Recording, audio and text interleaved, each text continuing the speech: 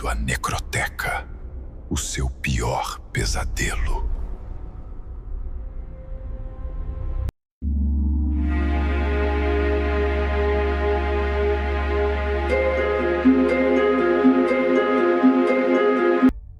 Como era natural nas circunstâncias, esse acalorado debate terminou chegando à imprensa, na forma de cartas ao Arkham Advertiser. Algumas dessas cartas foram transcritas nos jornais das regiões do Vermont, de onde vinham os relatos das cheias.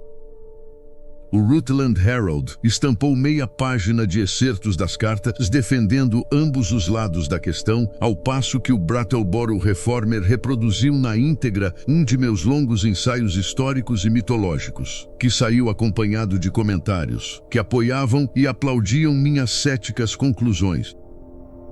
Na primavera de 1928, eu me havia transformado quase numa celebridade em todo o Vermont. Apesar do fato de nunca ter posto os pés nesse estado, foi então que vieram as cartas desafiadoras de Henry Eckley, que me impressionaram de modo tão profundo e que me levaram, pela primeira e última vez, ao reino fascinante de precipícios verdes e murmurantes regatos de florestas. A maior parte do que sei a respeito de Henry Wentworth Eckley foi obtido através de correspondência com seus vizinhos e com seu filho único, residente na Califórnia, depois de minha experiência em sua fazenda solitária. Ele era, como vim a descobrir, o último representante em sua terra natal de uma longa e eminente estirpe de juristas, administradores e fidalgos lavradores.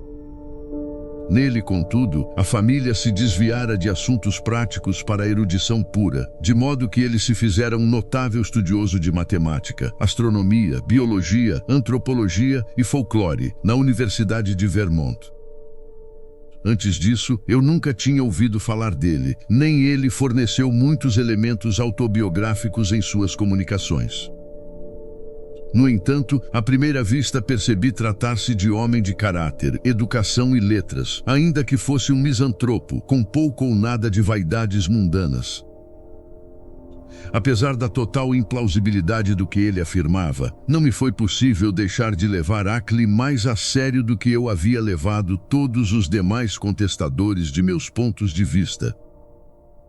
Para começar, ele se encontrava realmente próximo aos fenômenos reais, visíveis e tangíveis, sobre os quais teorizava de maneira tão grotesca. E, em segundo lugar, e isso era extraordinário, ele estava disposto a deixar suas conclusões sem um arremate definitivo, como procederia um verdadeiro homem de ciência, que não o moviam quaisquer preferências pessoais, e era sempre orientado por aquilo que considerava ser provas categóricas.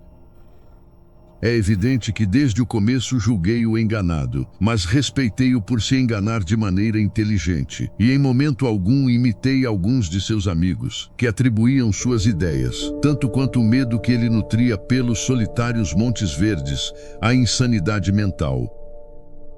Eu percebia que o homem era digno de ser levado em conta e sabia que o que ele afirmava decorria certamente de alguma circunstância estranha que merecia investigação, por menor que fosse sua relação com as causas fantásticas que ele aceitava.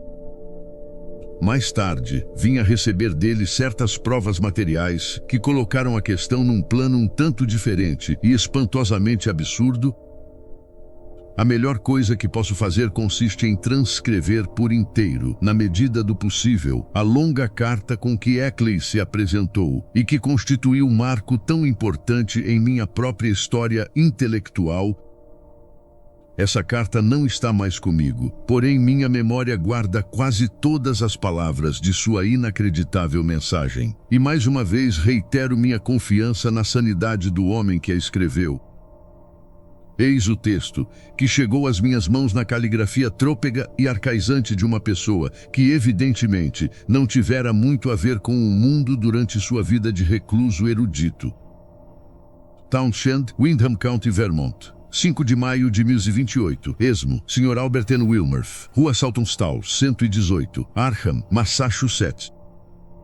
Prezado Senhor, foi com grande interesse que li a transcrição, no Brattleboro Reformer de 23/28, de sua carta sobre as recentes histórias, sobre corpos estranhos, que foram avistados flutuando nas cheias de nossos rios no outono PP, e sobre as curiosas lendas com que tão bem coincidem.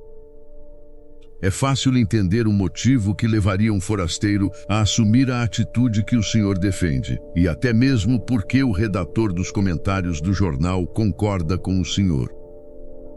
Essa é a atitude que em geral assumem as pessoas educadas, tanto no Vermont como fora do estado, e foi também minha própria atitude na juventude. Tenho agora 57 anos. Antes que meus estudos, tanto os de natureza geral quanto os realizados com base no livro de Davenport, me levassem a realizar algumas explorações em partes dos montes daqui que habitualmente não são visitados.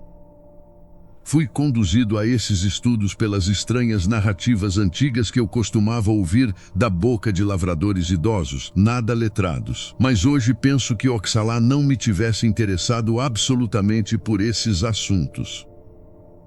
Posso dizer, sem falsa modéstia, que as disciplinas da antropologia e do folclore não me são de modo algum estranhas. Estudei-as aprofundadamente na universidade e estou familiarizado com as obras das autoridades mais catadas, como Taylor, Lubbock, Prazer, Quatrefages, Murray, Osborne, Keith, Bow, G. Elliott Smith, etc. Não é novidade para mim que histórias sobre raças ocultas são tão antigas quanto a própria humanidade. Li as transcrições de cartas suas e de outras que concordam com elas, no Rutland Herald, e suponho que sei em que pé se encontra no momento a controvérsia.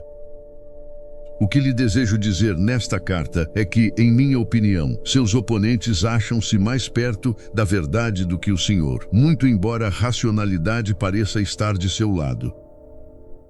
Aquelas pessoas acham-se mais perto da verdade do que elas próprias imaginam, pois evidentemente guiam-se somente pela teoria e não podem saber aquilo que eu sei.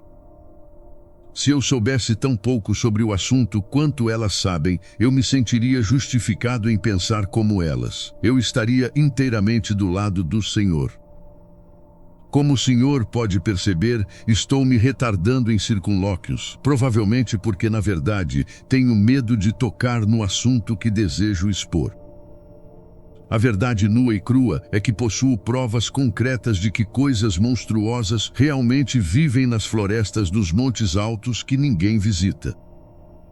Não vi nenhuma das coisas que, tal como noticiado, estiveram flutuando rio abaixo, mas vi coisas semelhantes, em circunstâncias que não gostaria de descrever. Já vi pegadas e de algum tempo a esta parte as tenho visto mais perto de minha própria casa. Resido na antiga propriedade dos Akeley, ao sul de Townshend, do lado do Monte Escuro, do que ouso lhe contar. E entreouvi vozes nas florestas, em certos pontos delas, vozes que nem tentarei descrever por escrito. Num desses sítios, escutei-as com tamanha intensidade que levei para lá um fonógrafo equipado com um ditafone cera virgem e farei o possível para que o senhor tenha oportunidade de escutar a gravação que fiz. Reproduzi essa gravação para algumas das pessoas mais idosas daqui, e uma das vozes quase as paralisou de medo, em virtude de sua semelhança com uma certa voz, a voz zumbidora das florestas mencionada por Davenport, sobre a qual falavam suas avós e que elas tentavam imitar. Sei muito bem o que a maioria das pessoas pensa a respeito de um homem que diz ouvir vozes. Mas antes que o senhor tire conclusões, peço-lhe que escute a gravação e pergunte a alguns dos moradores mais velhos destes ermos o que pensam a respeito. Se o senhor puder explicá-la em termos normais, muito bem, mas tem de haver alguma coisa por trás disso. Eis nihilo nihil fit, como o senhor sabe. Meu intuito ao lhe escrever não consiste em iniciar uma polêmica, mas sim passar-lhe informações que, em meu entender, um homem com seus interesses julgará bastante interessantes. O que lhe digo aqui é particular. Publicamente, estou de seu lado, pois certas coisas me ensinam que não convém às pessoas saberem demasiado a respeito desses assuntos. Meus próprios estudos são atualmente de todo privados e de modo algum pretendo dizer alguma coisa que atraia a atenção das pessoas e as faça visitar os lugares que explorei. É verdade, infelizmente é verdade, que existem criaturas não humanas que nos vigiam constantemente, que mantêm espiões entre nós, a colherem informações. Foi de um homem desgraçado que, se era mentalmente são, e acredito que era, foi desses espiões. Obtive grande parte de meu conhecimento sobre o assunto. Mais tarde, ele veio a suicidar-se, mas tenho motivos para crer que existem outros atualmente. As coisas vêm de outro planeta e são capazes de viver no espaço interestelar e de voar nele, com asas desajeitadas e potentes, que de alguma forma funcionam no éter, mas que são demasiado ineficientes na atmosfera para ser-lhes de muita valia aqui na Terra. Falarei sobre isso mais tarde, se o Senhor não decidir a não me dar ouvidos, julgando-me louco varrido. Esses seres vêm até aqui a fim de obterem metais, em minas que cavam profundamente nas montanhas, e creio que sei de onde eles procedem. Não nos farão mal algum se os deixarmos em paz, mas ninguém saberá dizer o que acontecerá se nos mostrarmos demasiado curiosos com relação a eles. É evidente que um bom exército de homens teria condições de erradicar sua colônia de mineração. É isso que eles receiam que aconteça. No entanto, se tal viesse a suceder, um número maior deles viria de fora, uma quantidade inimaginável. Poderiam conquistar a Terra com toda facilidade, mas até hoje não tentaram isso porque não tiveram necessidade. Preferem deixar as coisas como estão para se poupar em trabalho. Creio que pretendem livrar-se de mim, devido ao que descobri. Nas florestas do Morro Redondo, a leste daqui, encontrei uma enorme pedra preta, com hieróglifos desconhecidos, meio desgastados pelo tempo. E depois que a trouxe para casa, tudo se tornou diferente. Se julgarem que suspeito de muitas coisas, de duas uma, ou me matarão, ou me levarão para o lugar de onde vieram. De vez em quando, levam daqui homens educados, a fim de se manterem informados sobre o estado de coisas no mundo humano. Com isso, chego a meu segundo objetivo em lhe escrever. Instalo a abafar o atual debate, ao invés de lhe dar ainda mais publicidade. As pessoas devem ficar longe daquelas montanhas, e por isso, a curiosidade popular não deve ser de modo algum atiçada ainda mais. Só Deus sabe o perigo que já existe, causado por incorporadores e agentes imobiliários que invadem o Vermont no verão, com chusmas de visitantes que correm de um lado para o outro e enchem os morros de bangalôs mal feitos. Apreciaria continuar a trocar correspondência com o senhor, e farei o possível para lhe mandar aquela gravação e a pedra negra, já tão erodida que fotografias não mostram muita coisa, por via expressa se o senhor assim desejar. Digo farei o possível, porque acredito que aquelas criaturas de uma maneira ou de outra conseguem influir nas coisas por aqui. Numa fazenda perto da aldeia, mora um sujeito furtivo e arrogante, Brown, que, segundo julgo, serve de espião para eles. Pouco a pouco, estão tentando me tirar do mundo, porque eu sei coisas demais a respeito do mundo deles. É impressionante o modo como conseguem descobrir o que faço. É possível que o senhor nem receba esta carta. Creio que serei obrigado a deixar essa área do país e ir morar com meu filho em San Diego, na Califórnia, se as coisas piorarem, mas não é fácil para uma pessoa abandonar a terra em que nasceu e onde a família viveu durante 6 gerações. Além do mais, dificilmente eu teria coragem de vender esta casa a alguém, agora que as criaturas passaram a observá-la de perto. Tenho a impressão de que estão procurando recuperar a pedra preta e destruir a gravação fonográfica, mas não permitirei que o façam, se puder. Possuo alguns canzarrões policiais, que sempre os mantêm à distância, pois até agora são poucos por aqui, e se locomovem com dificuldade. Tal como disse, suas asas não são de grande valia para voos curtos em nossa atmosfera. Estou na iminência de decifrar aquela pedra, com grandes sustos e padecimentos. E tendo em vista seu conhecimento do folclore, talvez o Senhor pudesse me fornecer achegas suficientes para me ajudar. Suponho que o Senhor esteja a par dos tenebrosos mitos a respeito das épocas anteriores à aparição do homem na Terra, os ciclos Yog-Sothoth e de Cthulhu, aos quais há referências oblíquas no Necronomicon. De certa feita tive acesso a um exemplar dessa obra, e pelo que ouvi dizer o Senhor possui um deles, guardado a 7 chaves em sua biblioteca na universidade. Para concluir, Sr. Wilmarth, acredito que, com nossos conhecimentos, possamos ser utilíssimos um para o outro.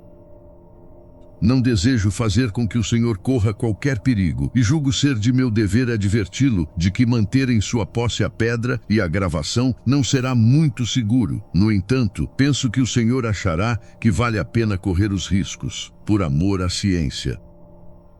Irei de carro até Newfane ou Brattleboro, a fim de lhe remeter o que o Senhor me autorizar, pois nesses lugares os correios são mais seguros. Talvez convenha informar-lhe que atualmente vivo inteiramente sozinho, uma vez que não posso mais ter criados. Não ficam aqui por causa das coisas que tentam aproximar-se da casa de noite e que mantêm os cães ladrando incessantemente.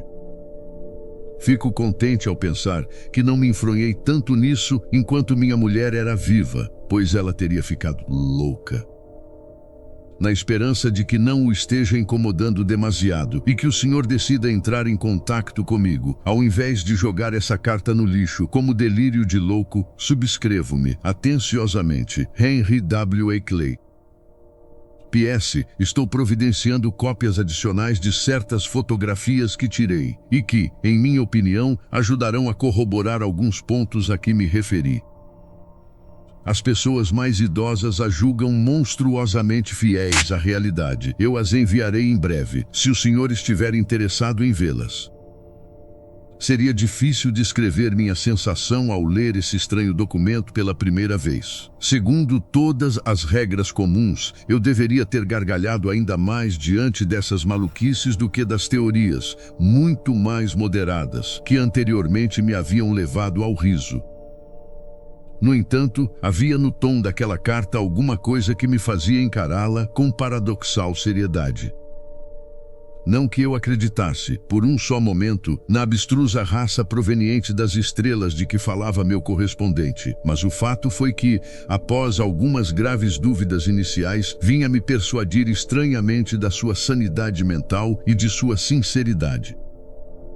Convenci-me também de que ele havia estado diante de algum fenômeno verdadeiro, ainda que singular e anormal, que ele não era capaz de explicar, salvo daquela maneira fantasiosa. Era forçoso crer que ele havia imaginado tudo aquilo, refleti. Por outro lado, eu não podia deixar de pensar que o caso merecia investigação. O homem parecia exageradamente agitado e alarmado com alguma coisa, mas era difícil imaginar que sua aflição fosse inteiramente destituída de motivo. Mostrava-se ele bastante específico e lógico em muitas coisas. E afinal, sua história se ajustava à perfeição a alguns mitos antigos, até com as mais desvairadas lendas indígenas.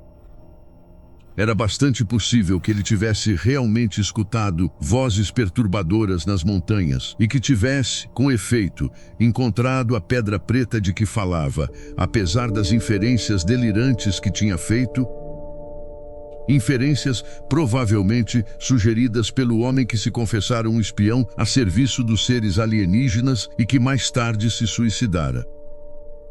Era fácil deduzir que esse homem devia ter sido louco varrido, mas que, provavelmente, mostrava um comportamento lógico que levara o ingênuo Akeley, já então predisposto a crer nessas coisas, devido a seus estudos do folclore, a acreditar em suas narrativas. Quanto aos fatos mais recentes, tinha-se a impressão, pela impossibilidade de Akeley manter seus criados, que seus vizinhos mais ignorantes estavam tão convencidos quanto ele que sua casa era sitiada por seres fantásticos à noite. O fato de os cães ladrarem não devia levar a conclusões apressadas. Havia ainda a questão da gravação fonográfica, que nada fazia crer que não tivesse sido obtida da maneira por ele descrita.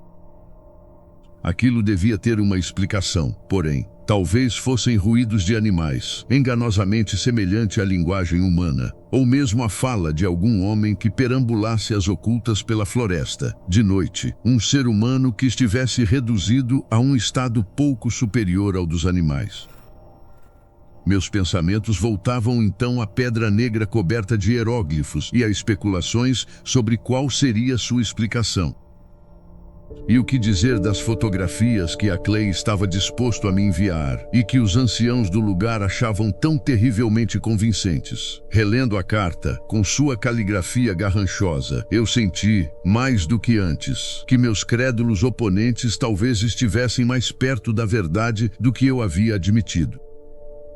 Afinal de contas, era possível que existissem naquelas montanhas interditas alguns ermitões, solitários e talvez mal formados por hereditariedade, muito embora de certo aquela história de monstros das estrelas só pudesse ser fantasia.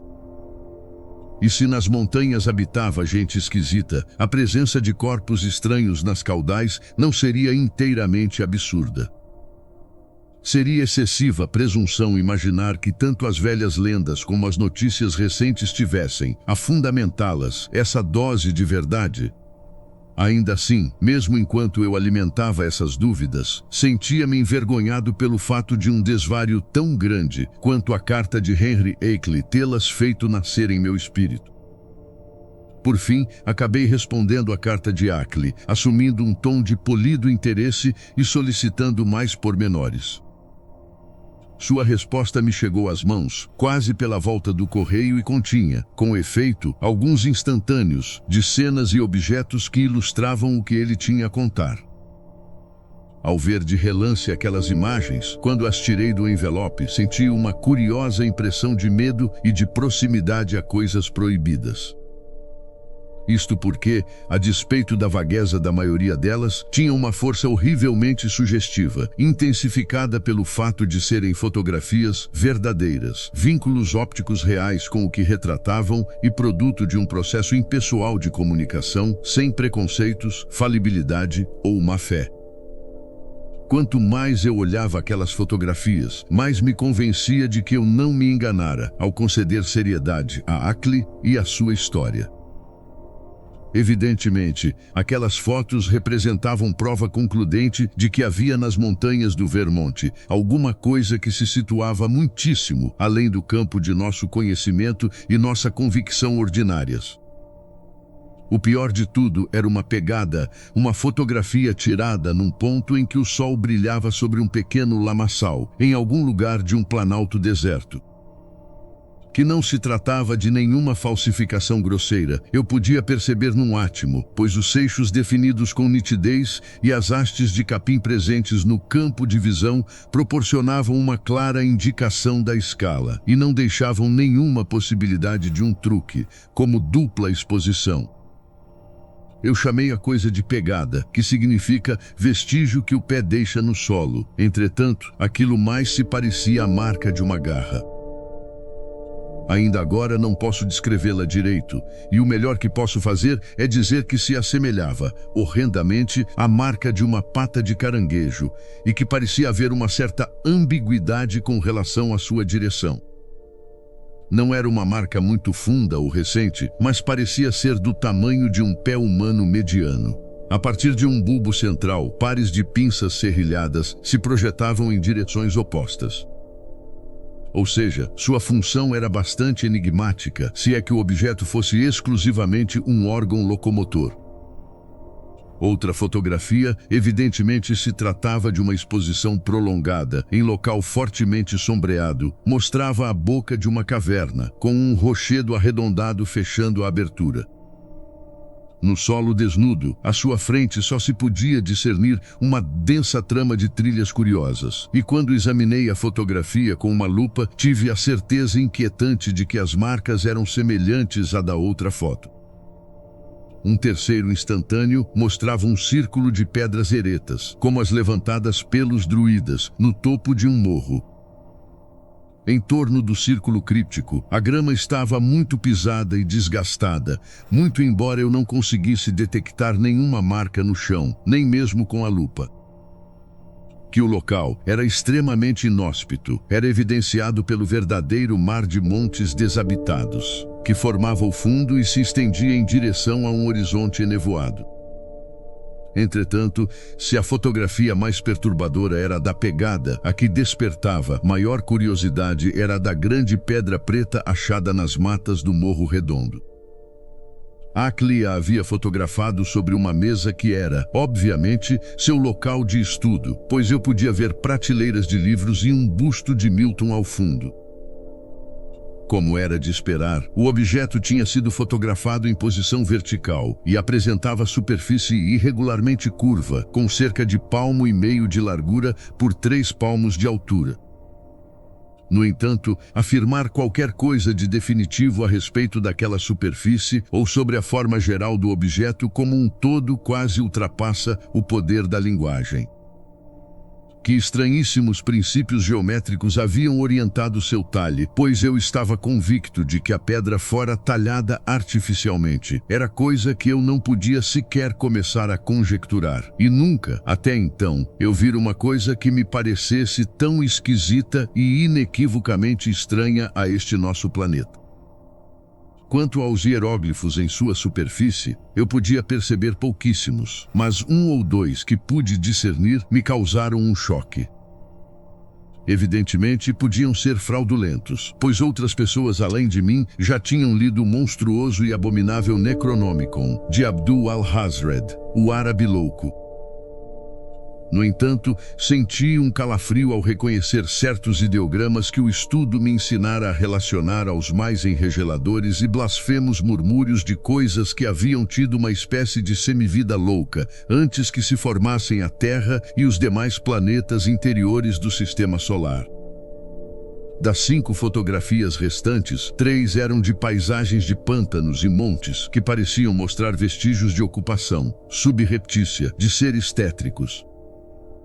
Uma outra mostrava uma marca esquisita no solo, bem perto da casa de Ackley. Segundo ele dizia, tinha tirado a fotografia de manhã, depois de uma noite em que os cães haviam latido muito mais que de costume.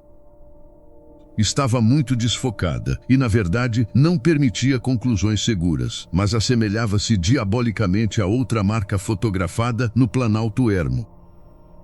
A última fotografia era da propriedade de Ackley, um belo sobrado branco, com sótão, com seus 100 e poucos anos, atrás de um gramado bem cuidado e um caminho ladeado de pedras que levava a um portal georgiano entalhado com bom gosto.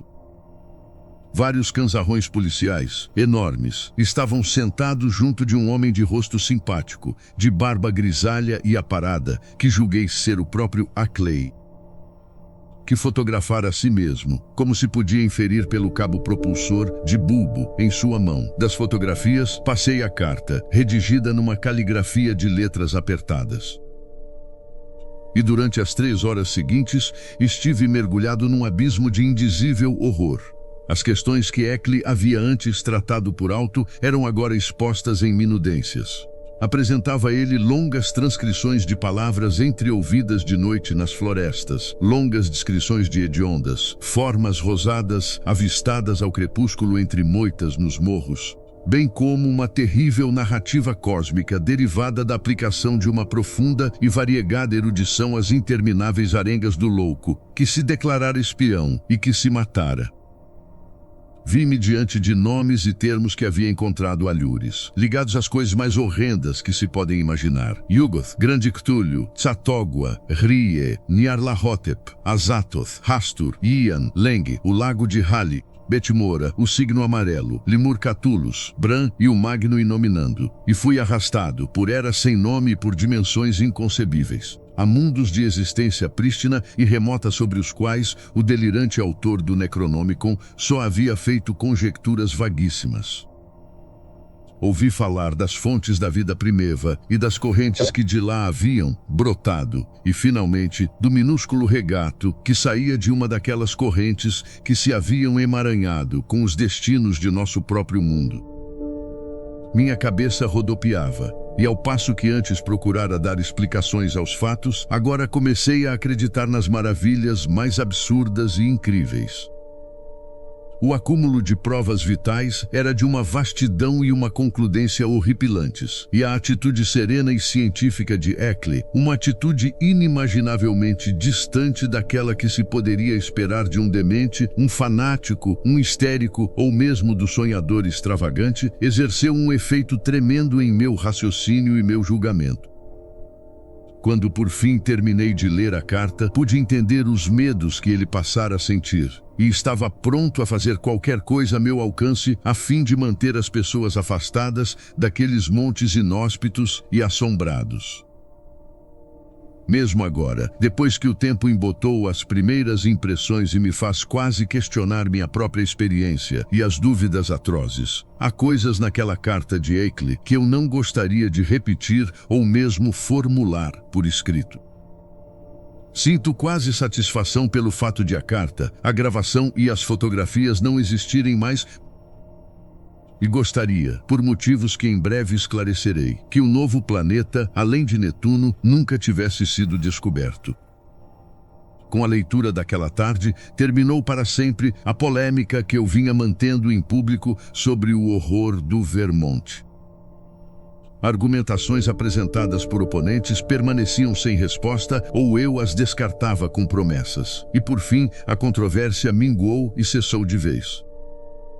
Passei o fim de maio e o mês de junho em correspondência com Eckley. De vez em quando uma carta se extraviava, de modo que tínhamos de refazer nosso caminho e realizar um considerável trabalho de cópia. Em síntese, o que estávamos tentando fazer era comparar anotações a respeito de obscuros dados mitológicos para chegarmos a uma correlação mais clara dos horrores do Vermont com o conjunto geral de lendas primitivas. Desde o início, concluímos que aquelas monstruosidades e o demoníaco Migou himalaio pertenciam a uma única e mesma ordem de pesadelo encarnado. Havia ainda absorventes conjecturas zoológicas que eu teria apresentado ao professor Dexter em minha universidade, não fora Eckley haver ordenado, categoricamente, que eu nada dissesse a qualquer pessoa a respeito daquele assunto. Se dou mostras de desobedecer a essa determinação agora, é apenas por pensar que, nesta altura dos acontecimentos, uma advertência com relação àquelas distantes montanhas do Vermont e sobre aqueles picos dos Himalaias, onde a cada dia que passa um maior número de ousados exploradores se aventura, é mais propício à segurança pública do que seria o silêncio. Uma atividade específica que estávamos realizando era o deciframento dos hieróglifos gravados naquela infame Pedra Negra, uma decodificação que bem nos poderia conduzir a segredos mais profundos e mais assombrosos que qualquer outro jamais detectado pelo homem. Deixe um like, comente seu maior medo e inscreva-se no canal.